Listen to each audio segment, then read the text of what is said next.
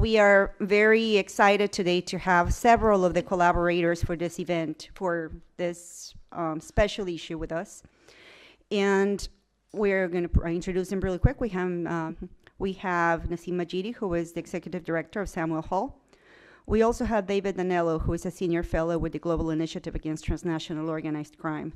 And they are going to be sharing with us some of the findings of their work connected with the special issue and also with other ongoing projects. I wanted to make a couple of comments before, kind of a way to transition into this panel that takes a closer look into facilitation and what transforms it into a crime.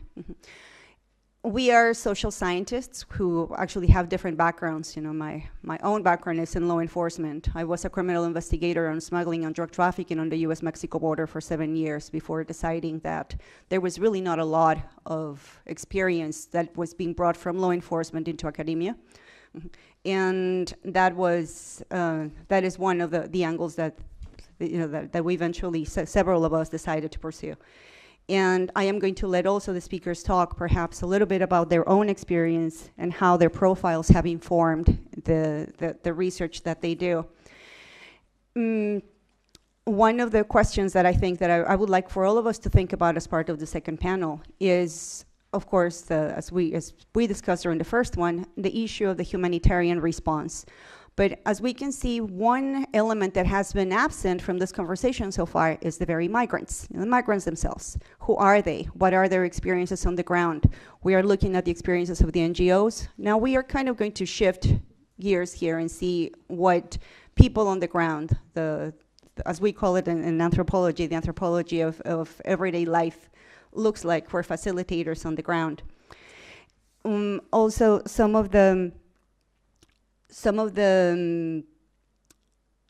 contributions that we had this morning also, I think, left a lot of us thinking about semantics. What are the words that we are using to define facilitation, border crossings, the very role of the so-called smuggler? And again, two questions that I would like for us to think about as part of the conversation. Should we be asking, when we say what a smuggler is, or rather, who is being convicted for smuggling, which is one of the lines that we pursue as part of the research. And the other one, going back to semantics, why do we talk about smuggling as networks? What is the relevance of talking about it as networks, and is this an effective way of tracking and representing what we're actually seeing on the ground? Nassim Majidi. Good morning, everyone. Thank you for coming here, and I think I'll try to continue what Julien started to do, meaning taking us away from Brussels back to where it all starts. And that's a question I've been interested in. What I'm interested in is really looking at what is happening not close to our borders, and that was a lot of the conversation we had earlier this morning, but what is happening at the points of origin, and what can we learn? We always tend to think that learning is one way. What can we learn from practices on the ground that can help us inform protection, help us inform the networks, the real social networks that sustain and not that cause a problem. So I'll try to take you back with me to Afghanistan and Somalia, which are two contexts I've been working on. Should be of interest to you because Afghans and Somalis have been in the top 10 countries of origin for asylum seekers in Europe. Clearly, there are a lot of issues between the two countries that allows for this comparison, whether in terms of protracted crises, recurrent conflict, governance and rule of law. You know those contexts, so I won't go into the details. This questioning on smuggling networks, that we all question the semantics behind that. In 2009, I was honored that the French government wanted to recruit me as part of their intelligence efforts. Being a dual national, I think I represent an asset in some countries like Afghanistan and Iran. But basically what they came to me with was, back then as a PhD student, help us understand the transnational networks that sustain irregular migration. Help us understand how high those go. What are the links with corruption? What are the links with government, with the warlords? who's who behind the smuggling. And so behind that was this assumption that there is this start to finish, that there is a linear approach to understanding smuggling, that there are the big guys and the small guys.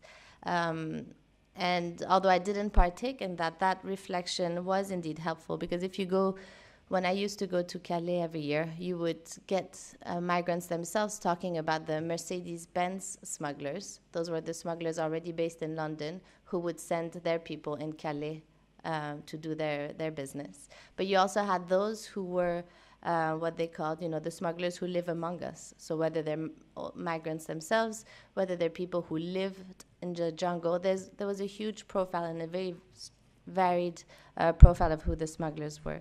But then in Afghanistan and Somalia, that's not what it looks like. It's not the extreme of the mafia or the people among us. It really is, smugglers are in the community, they're from the community, their family, their friends, their peers. And so I tried to look beyond this question of networks to see how the social organization of smuggling worked. And instead of looking at a linear approach or network approach to understanding smuggling, thinking more about an ecosystem. What are the layers? What are the concentric layers of actors around the migrant? And it really starts from the family and from the communities. And we can learn something from them, because it is the referral practices that Gabriella has written extensively about, the trust that exists at the community level that we lose along the way in transit and in Europe. And that's when we get into crimes, into protection issues, and into many other issues that none of us, not the migrants either, want to participate in or be confronted with. And so we know that migration is a collective decision-making. That's been widely written about. Collective decision-making because the end goal is to minimize risks and maximize benefits.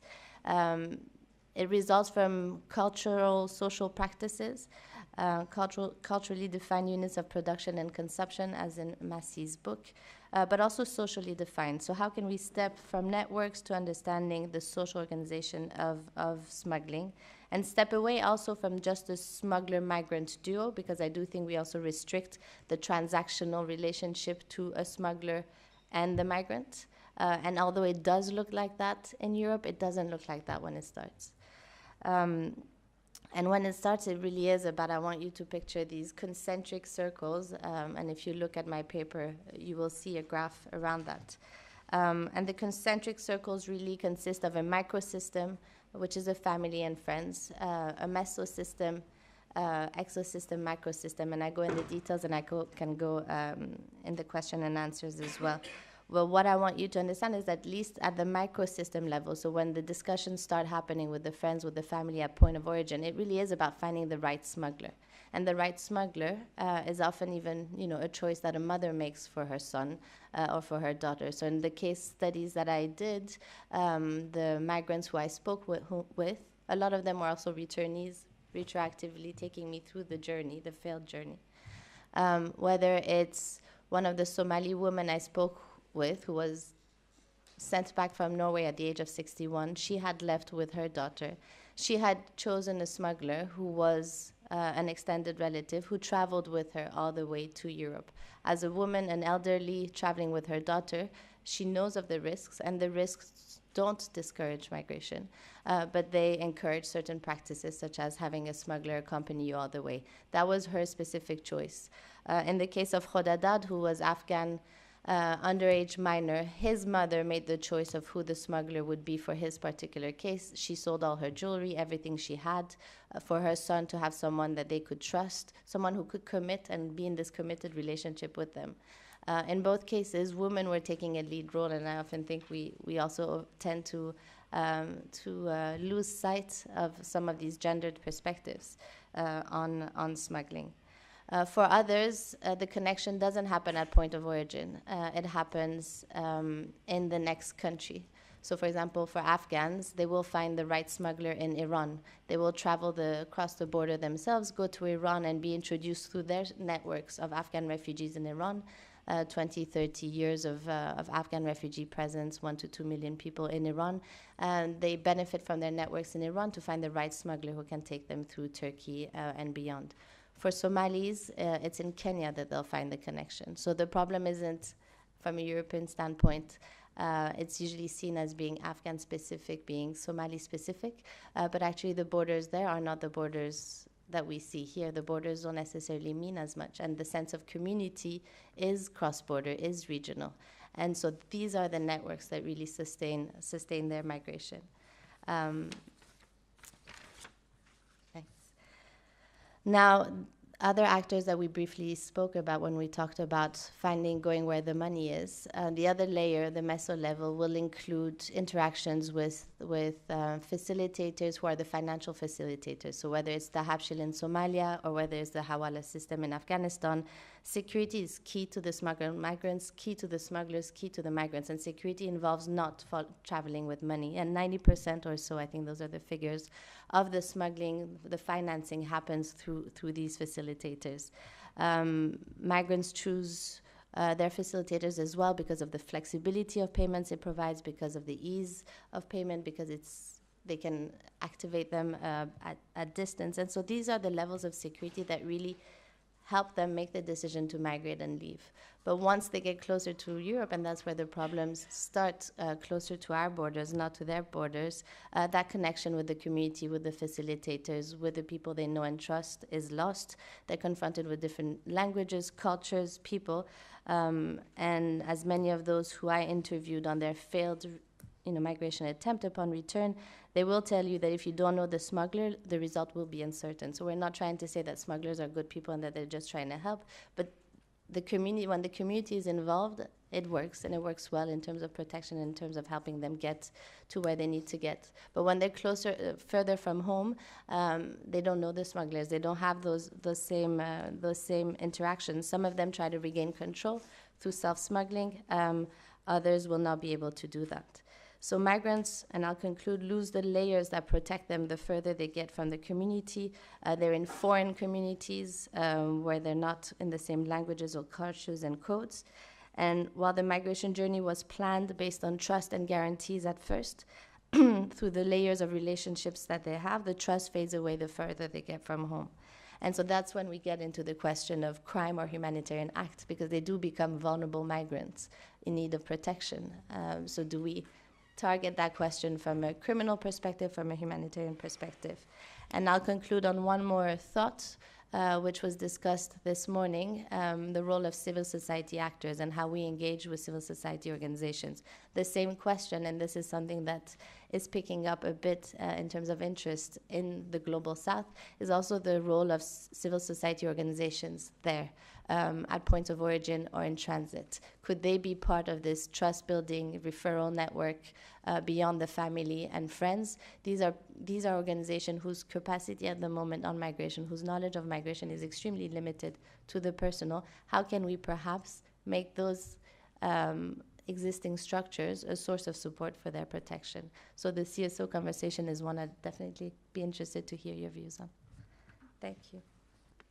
Thank you so much, Nassim. And to emphasize the fact that we are not denying the complexity of smuggling. I think we rather want to unpack that it is just not, again, this very hierarchical kind of organizational structure, but rather what is being or who is being obscured, the experiences of whom are being obscured by only looking at quote-unquote transnational organized networks, so which is very relevant to our connection. In fact, the reference that Nassim makes to gender. What happens to women? What are the roles that women are performing along the road? Not just as victims, because that is usually the focus that we have. What are their roles as agents of mobility along the routes? So thank you so much for that. And next we go to David Danelo. Thank you, Gabriella. Thank you, Sergio. Thank you to all for attending. Hello, world out there on the web. So I can't say enough how honored I am to be amongst people who want data-driven research to shape migration policy rather than tweets.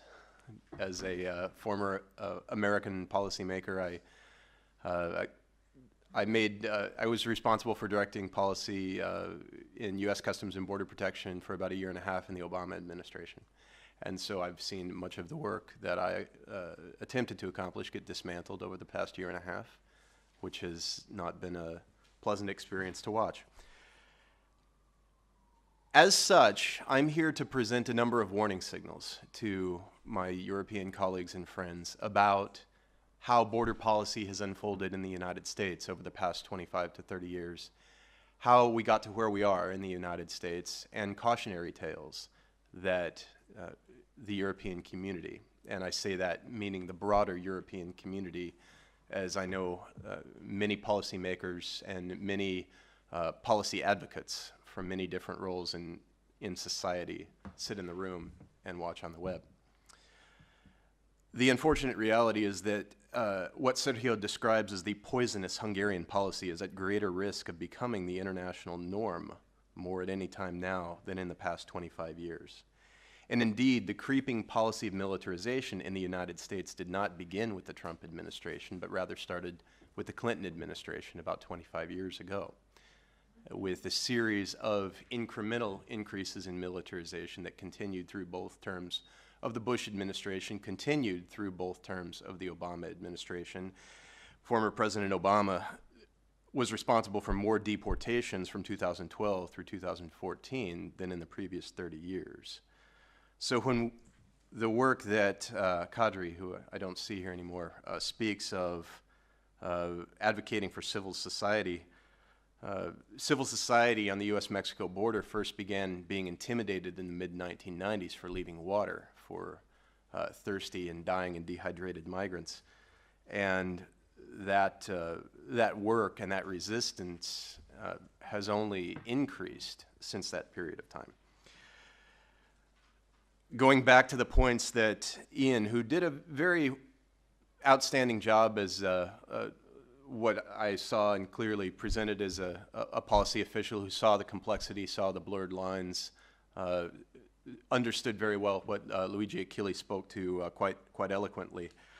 And I couldn't agree more with the analysis, but to Gabriella's point about the semantics, the scope and the existence of transnational organized criminal networks responsible for migration is often vastly overstated. I had the privilege of being a part, in the audience, I should say, when the Annals was presented at the Wilson Center in Washington, D.C., which, as many of you know, is a rather public policy making forum.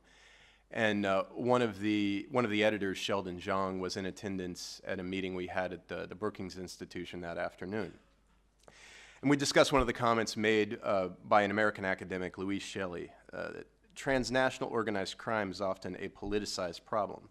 Law enforcement is not going to solve migration. And I heard that theme recurring in the comments that were being made. So we go back to semantics and the overuse of the words networks. Alina made the point that NGO assistance has become a problem and used several illustrations in her presentation. Unfortunately, it's a problem because political opinion changes, not because the activities of NGOs assisting migrants are bad policy, nor that those activities lack data to support their actions. Policy making is a competitive process, and I think Tomas illustrated that well when he spoke of the Croatia's return to a more moderate line, and the other illustrations and examples that he used of individual European countries. The paper that I've had the privilege of working on and presenting for the Global Initiative Against Transnational Organized Crime did a deep dive using some of my past experiences and past research into the effectiveness of many of the enforcement policies of trusted trader and traveler programs, as well as looked into some of the document protections. What we found was that there was really very little data to support the effectiveness of the security, even though the primary findings and justifications involved anti-smuggling. This was both in the United States with the CTPAT program and also in Europe with the AEO program. In conclusion, because I think keeping it brief is to everybody's advantage, and I'm sure there are many questions, what I've seen in this discussion is the importance of engaging with all actors, and I was pleased to hear our colleague Ian here from DG Home and listening as well as understanding the limitations of prosecutions through the TCO networks. As you engage, though, recognize that there is creeping danger. And so when I hear the criminalization of networks and the criminalization of smuggling, I think about an anecdote that Gabriella often describes from when she was in Arizona in 2006, when it became state law for migrants to be convicted as smugglers themselves, where migrants could be convicted as smugglers by having smuggled themselves. There were over 1,000 convictions of smuggling that occurred for a period of time until that law was overturned by the Supreme Court. It's still controversial. The pioneer of that law, a sheriff named Joe Arpaio, was recently pardoned in the United States by the current president, Donald Trump, which was an act that I found reprehensible and that many watching did as well. The most important conversations that I have, I don't want to say the most important, but some of the most important conversations I have about these topics aren't with rooms like these, where I find many people who are willing to listen, willing to engage, willing to dialogue. Perhaps some of the most important conversations I have about migration policy are with my parents, who may come from different perspectives and may have different experiences, and I hope you have them with yours as well. Thank you. Thank you so much, David, for again bringing about the what is at the core of our panel today. I am going to ask next Simona.